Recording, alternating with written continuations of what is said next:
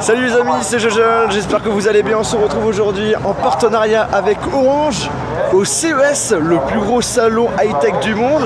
Et je vous propose tout simplement d'aller visiter ce joli événement et de vous présenter des objets high-tech assez insolites. Allez, c'est parti!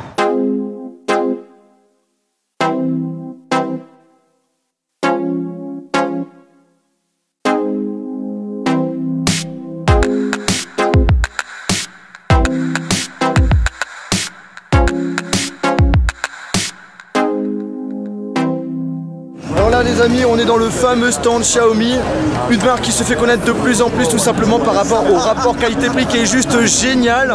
Là on est sur un téléphone comme vous pouvez le voir qui est... Attends, j'ai juste envie de quitter l'appareil photo s'il te plaît. Là on est sur un téléphone, le Mi Mix, un téléphone avec, comme vous pouvez le constater, très peu de bords. Il y a juste en bas où on a une petite barre. Alors le truc qui est un petit peu perturbant, c'est que la caméra frontale est en bas à droite. Donc du coup si vous voulez faire un petit selfie, c'est pas si pratique que ça. Truc qui m'a vraiment bluffé, j'ai fait une petite comparaison de taille avec un iPhone 7 Plus qui a un écran 5,5 pouces et là on a un écran 6,4 pouces Full HD. Et quand on fait une comparaison, on n'a pas l'impression que ce téléphone est plus grand qu'un iPhone 7 Plus. Je pense même qu'il est plus petit qu'un iPhone 7 Plus. Au niveau des caractéristiques, bah écoutez, c'est de la bombe. Snapdragon 821 pour le processeur, 6 Go de RAM, 256 Go en mémoire interne. On a un capteur d'empreinte digitale à l'arrière, 16 mégapixels pour la caméra derrière et 5 mégapixels pour la caméra frontale. Et au niveau du prix, vous êtes prêts? Attention, 579 $. Par contre, ce qu'il faut savoir, c'est que malheureusement, ce téléphone n'est pas disponible en France. Si vous souhaitez l'acheter, il faut passer par des sites étrangers. Là, on est dans le stand LG avec, attention, un smartphone, vraiment pas mal, mais le problème, c'est qu'il n'est pas prévu pour la France. C'est le LG V20. Donc l'année dernière, ils avaient sorti le LG V10 que j'avais pu voir quelques minutes au MWC, qui est également pas sorti en France. Et là, cette fois-ci, j'ai la possibilité de voir la nouvelle version, V20. C'est un téléphone en aluminium qui reprend, on va dire, un design qui ressemble quand même au LG G5. On a un écran 5,7 pouces Quad HD, mais la spécificité sur ces versions-là, c'est qu'on a un écran en plus qui est en haut où vous avez la possibilité d'avoir plusieurs raccourcis. Des raccourcis d'application, des raccourcis de widgets comme par exemple l'heure, etc., etc. Derrière on a deux objectifs, donc un de 16 mégapixels et un de 8 mégapixels. Et en gros il y en a un qui fait grand angle et un qui fait un angle normal. Et devant on a une caméra frontale de 5 mégapixels. Pour le processeur on a un Snapdragon 820, 4 Go de RAM ainsi que 64 Go en mémoire interne avec la possibilité de rajouter de la mémoire via une carte micro SD. On a une batterie correcte de 3200 mAh. C'est sous Android 7.0. Pour l'instant c'est pas disponible en France, mais si il sort en France, j'en suis convaincu, ça va faire quoi? Un carton. Un joli carton. Alors les amis, il y a une grande partie d'un hall, c'est carrément rempli de drones. C'est abusé. Il y en a partout. Là, là, là, là, là, là, encore là. Et là aussi il y en a un. Ça c'est le fameux drone qui se transforme en livre. Et encore un drone, tout petit comme vous pouvez le voir. Encore là, ici, là, là. Vous avez compris, il y en a beaucoup. Je viens de m'arrêter au stand de Zerotech où il y a un petit produit qui m'a bien plu. Donc c'est un drone tout petit, pliable. Et quand il est déplié, il est comme ceci. Donc il se contrôle avec une application, soit sur iOS, soit sur Android. Et vous avez la possibilité de filmer en Full HD. Et le truc que j'ai bien aimé, c'est déjà l'autonomie. Ça tient environ plus de 10 minutes. Donc ce qui est plutôt convenable pour les drones aujourd'hui. Un truc que j'ai bien kiffé, c'est le fait que sur l'application, on a une option target. En gros, on a la possibilité de suivre un objet ou une personne en mouvement. Ce qui est plutôt cool. Donc en gros, on a notre drone, on se promène où on veut et le drone, il nous suit tout simplement. Ça se nomme Tobii Pocket Drone, ça coûte dans les 400 $. C'est vrai que c'est pas donné quand même, mais voilà, c'est un petit drone qui prend pas trop de place et qui propose à première vue quelque chose de plutôt bien. Regardez-moi comme c'est stylé, ce sont des drones Star Wars. Je vous en avais parlé l'année dernière dans une vidéo spéciale CES. C'est le fameux gros drone où on a la possibilité de rentrer dedans. Donc la marque c'est Ehang, je sais pas si ça se prononce comme ça. Ah, bien entendu, hein, vous vous en doutez, hein, je pense pas que c'est homologué genre en France, hein, je pense pas qu'on peut utiliser ça. Mais genre pour les endroits où genre Dubaï, Las Vegas, je pense qu'on a la possibilité de l'utiliser. Donc si je me souviens bien, on rentre dedans, on n'a qu'une place et vous avez la possibilité de dire voilà, je veux aller dans telle destination et le drone vous y emmène automatiquement. Et c'est cool de pouvoir le voir directement en vrai. Vous voyez ce que je vois les amis, c'est un sous-marin télécommandable, c'est énorme. Il y a carrément une caméra embarquée pour voir ce qu'on est en train de faire. C'est la première fois que je vois ça, c'est génial. J'ai bien l'impression que ça va devenir la mode, hein. Les sous-marins connectés, il y en a encore un là. Dites-moi en commentaire si ça vous intéresserait d'avoir un sous-marin connecté à la maison. Là les amis, je viens de tester un truc vraiment génial, ça vient de chez ODG.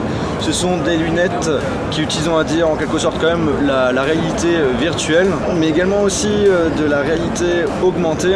En gros, ces lunettes permettent de créer des hologrammes dans n'importe quel milieu. En gros, par exemple, je suis dans le métro, j'ai la possibilité de regarder la télévision, jouer à un jeu. Là, j'ai pu tester une démo et franchement, ça a l'air d'être quelque chose de pas mal du tout. Alors voici la fameuse valise qui suit son utilisateur. Ça s'appelle comment ça? Kinomo. Regardez ce que ça fait les amis. C'est trop de la bombe. En fait, ce sont des hélices avec un système de lumière qui tourne et qui permet après de créer des images. C'est exceptionnel, ça fait vraiment des effets vraiment géniaux. Tiens, j'ai trouvé le stand de Panasonic. Pas trop grand, hein? Mais non, je déconne. Il est là le stand Panasonic, il est géant. Voici le fameux GH5. Peut-être ma future caméra. On peut filmer en 4K 60 fps. Bref, une bonne petite bête qui proposait un bon petit prix, si je dis pas de bêtises, dans les 2000 €. Alors oui, ça fait cher, mais niveau rapport qualité-prix, c'est très intéressant. Alors là les amis, franchement c'est juste génial, c'est une pièce avec plusieurs appareils photo. Ils font une photo et en faisant cela, avec un logiciel, eh bien ça nous permet de faire des statues de nous. C'est plutôt marrant ça. Je trouvais ça assez insolite. Voici un télescope pour smartphone. Vous prenez une coque pour votre smartphone, puis vous vissez la coque au niveau du système et vous transformez votre smartphone en télescope. Je trouvais ça l'idée assez marrante, j'avais jamais vu ça. La marque ça s'appelle Apexel et le numéro et le nom du produit 80X. Après je pense qu'il y a plein de marques qui font ça, mais c'est les seuls que j'ai vu là actuellement. Alors là, petit coup de cœur, ça s'appelle X-King, la marque Xinoma. Comme vous pouvez le voir, c'est un vêtement connecté. Ça fait des gestes et ça fait de la musique. Regardez la taille de ce robot, c'est juste gigantesque. Regardez, je vais pas le toucher, hein, mais voici ma main. Je pense pas qu'on va avoir ça facilement à la maison, je pense. Je pense que ça va rentrer difficilement chez moi si j'ai envie de tester ça. En gros, c'est un gros robot aspirateur. Un hélicoptère OCES directement dans un hall. Tout est normal, hein. Tout est normal. Je viens de trouver la caverne d'Alibaba. Pouce bleu, si tu trouves que la blague était vraiment nulle. Là les amis, je trouve quelque chose de vraiment génial. C'est de la marque Garmin. Moi, sachant que j'utilise souvent la voiture, c'est quelque chose de très pratique. Enfin, faut voir sur du long terme. En gros, c'est un rétroviseur avec un écran tactile qui est intégré. Donc on a la possibilité, par exemple, vous le voyez, d'avoir le GPS, mais par exemple si on a une caméra arrière ou une caméra devant, on a la possibilité d'avoir directement l'écran sur le rétroviseur. Je trouvais l'idée vraiment bonne. Après je pense que c'est plutôt une marque qui va vendre bien sûr cette technologie aux constructeurs. Donc du coup on aura peut-être ça dans le futur dans nos voitures. Bon les amis, on va tester le truc le plus sympa du CES. C'est parti. C'est assez particulier. Là, ça fait que de bouger. Là, on sent qu'il y a un très bon stabilisateur sur cette caméra. Voici le vélo du futur. C'est extrêmement moche. JB il a trouvé sa voiture pour partir en vacances d'hiver. Ouais. Très sympa, hein. Ouais, je pars au Maroc. Là, vous voyez, il y a un adaptateur USB vers USB type C. Et regardez les amis, attention, vous êtes prêts? Micro USB vers USB type C. Franchement, c'est la première fois que je vois ça. Je trouve ça assez innovant. Donc du coup, c'est un adaptateur multifonction en quelque sorte. Oh oui. Alors c'est de la marque PhotoFast. Oh yeah. J'ai trouvé un truc trop bizarre. En fait, vous voyez, il y a plusieurs boules ici. Vous les fusionnez comme vous le souhaitez et vous allez pouvoir créer vous-même votre propre robot que vous allez contrôler avec votre smartphone, avec une application.